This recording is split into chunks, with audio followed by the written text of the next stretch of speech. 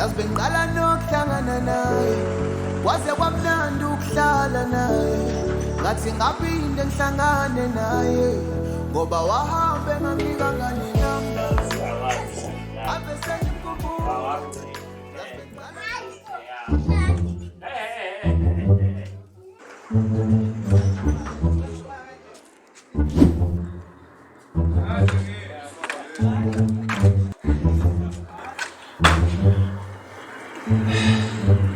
We bafu. Sho. Wenziwa yini ukuthi mangikubuza ke intombi uvela ubhoke ngolaka. So sekwenzile. Abo bafuna mangafuna ukukhuluma ngayo ngisuke ngingafuni. Mfethu mina bengazi ukuthi ukukhuluma ke intombi sengazi kususa uthuthuva nje kumuntu. Awusho bafu. Wakwajola kodwa Phezulu kuhlezi umbona. futhi wena lento lengibhene nawo wena wakho. Cha mina ngihlezi nje mfethu mina ngiphethe ingane nawe uyakwazi lokho. Yabo. So manje into engadingeki kubuzwa le. Kodwa manje into engixakayo yilo ulaka lakho. Unaye nje kodwa umuntu.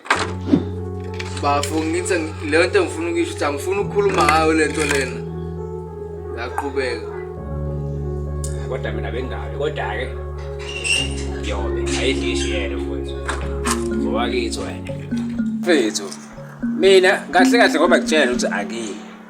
Ungangichazela nje ukuthi ibrazo yami ngabe iyayithanda yini intombi noma ayikwazi ukushayela noma kwenzakalani. Ngoba phela ukuthi uyayithanda mina ngakusiza nje mfethu into engiyibukayo la kuwena ukuthi awuzwa.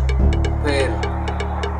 Wena into engiyibonayo la kuwena. Hayi mfowethu kodwa mina angicabangi ukuthi ukukhuluma ngeintombi sengazi kube inkinga ngaleyo ndlela leyo. Hayi wena unantombi wena. Wafanele abe mfethu siya. Qhubeka.